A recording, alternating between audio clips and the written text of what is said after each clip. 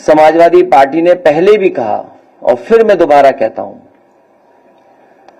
कि जो सरकार फैसला लेना चाहे, ठोस कदम उठाना चाहे, जहां से आतंकवाद शुरू हो रहा है, जहां से आतंकवाद की घटनाएं हो रही हैं, उन्हें खत्म करने के लिए और जड़ से समाप्त करने के लिए, आतंकवाद को जड़ से खत्म करने के लिए जो सरकार फैसला लेना चाहे, सरकार के साथ समाजवादी पार्टी है। जिस समय जड़ पे हमला होगा, ये जो टहनियां दिखाई दे रही हैं वो अपने आप सब समाप्त हो जाएंगी। और सीमा की सुरक्षा के लिए हमेशा सजग रहना पड़ेगा।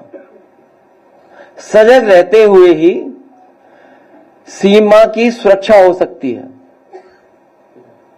और कोई भी चूक की गुंजाइश नहीं हो सकती।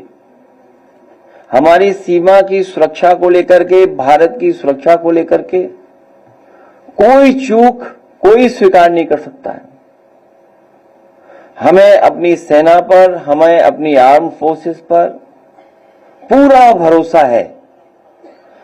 यही फोर्स है जो सीमा पर हमारे देश की रक्षा कर रही है और उन्हीं की वजह से आज हम सुरक्षित हैं। आज हम इस हॉल में बैठ पा रहे हैं या हम सुरक्षित माहौल में रह पा रहे हैं। अभी ऑल पार्टी मीटिंग का होना फिर तय हुआ है। समाजवादी पार्टी के राष्ट्रीय प्रमुख महासचिव आदरणीय राम गोपाल यादव जी उस मीटिंग में रहेंगे। जो हमारी पार्टी से सुझाव होगा वो सुझाव जरूर हम लोग देंगे और सुझाव यहां तक देंगे क्योंकि कुछ लोग कहते थे कि अब नए तरह का युद्ध है, इसमें फौज की जरूरत नहीं पड़ेगी और उसका परिणाम यह हुआ था कि अग्निवीर जैसी व्यवस्था लागू हुई थी जो अस्थाई है, स्थायी नहीं है।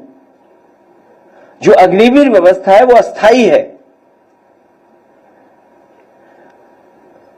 और वही लोग अब परंपरागत तरीकों को क्यों अपना रहे हैं।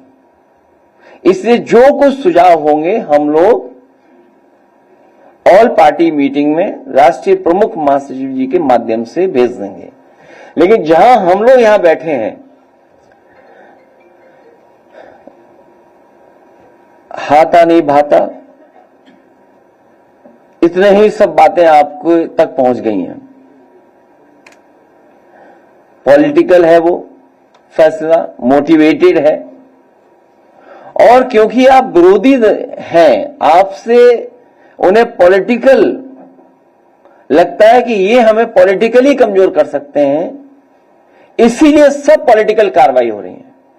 अगर निष्पक्ष कार्रवाई होती तो शायद हम यहां जितने लोग बैठे प्रेस में नहीं बैठते, ना आपसे बातें कर रहे होते।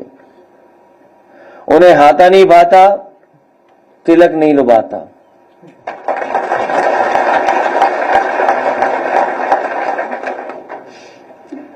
और वो ओसीएम है, आउटगोइंग सीएम, इसलिए अन्याय ज्यादा हो रहा है।